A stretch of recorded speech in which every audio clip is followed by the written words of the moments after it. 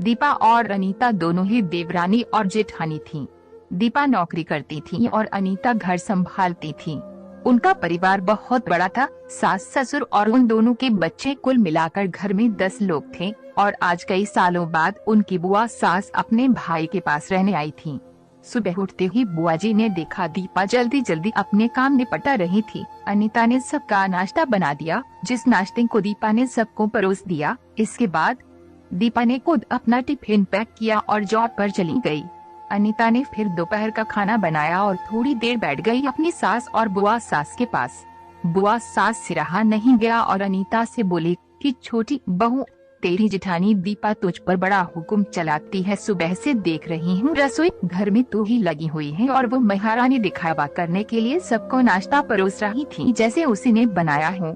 ये सुनते ही अनीता ने अपनी बुआ सास की तरफ देखा और बड़ी प्यार से कहा, नहीं ऐसी कोई बात नहीं है बुआ जी, दीपा बहुत ही अच्छी है। बुआ बोली, तू बहुत भोली है अनीता, पर मैं सब समझती हूँ, इतनी बूढ़ी मैं ऐसे ही नहीं हुई। अनीता से अब रहा नहीं गया और वो बोली कि बुआ जी, आपको दीपा दीदी का बाकी सबको नाश्ता परोसना दिखा, मगर आपको ये नहीं पता कि उन्होंने मुझे डांट कर सबसे पहले नाश्ता करवाया, फिर चाय पिलाई, और वो रोज ही मुझे सबसे पहले ही नाश्ता करवा देती है, वरना सबका नाश्ता बनाते तो मैं नाश्ता ही न कर पाऊँ। वो मेरा कितना ख्याल रखती है दीदी, सुबह जल्दी उठकर मंदिर की सफाई करके फूल सजा कर रखती हैं, और वो मुझे खुद से 1 घंटा लेट उठने को कहती हैं, क्योंकि मुझे उठते ही नहाकर सीधा रसोई में ही जाना पड़ता है। शाम को ऑफिस से आते वक्त दीदी बाजार से सब्जियां भी लेकर आती हैं, क्योंकि हमारे हस्बैंड रात को लेट हो जाते हैं। और दीपा दीदी ने सासू माँ को बाजार जाने के लिए मना किया है, क्योंकि मां जी अब 60 साल से ऊपर की हो चुकी हैं, कहीं बाजार जाते समय उन्हें तकलीफ न हो जाए। वैसे भी उन्हें घुटनों की परेशानी है, और जब मां जी को घूमने का मन होता है तो दीपा दीदी छुट्टी करके खुद उनको घुमाने लेकर जाती हैं। और हाँ बुआ जी, दीपा दीदी रोज शाम को आकर खाना बनाने में मेरी खूब मदद करती हैं, चाहे वो कितनी भी थकी हुई हों। वो मेरी जेठानी जरूर है, मगर वो मुझे अपनी छोटी बहन ही मानती है और मैं उन्हें बड़ी बहन मानती हूँ।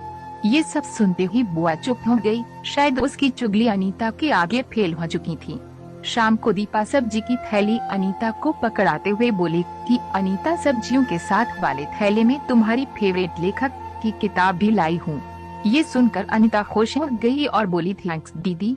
अनीता सब्जी की थैली किचन में रखी और किताब रखने अपने कमरे में चली गई। तभी बुआ जी ने दीपा को आवाज दी, बड़ी बहू जरा यहाँ आना। दीपा बोली, जी बुआ जी। तभी बुआ बोली कि तुम इतनी मेहनत करके कमाती हो और ऐसे ही फालतू किताबें खरीद कर पैसों की बर्बादी कर रही हो, वो भी अपनी देवरानी के लिए। वो तो वैसे भी घर में करती ही क्या है, तुम दिन भर मेहनत करती हो और वो घर पर आराम कर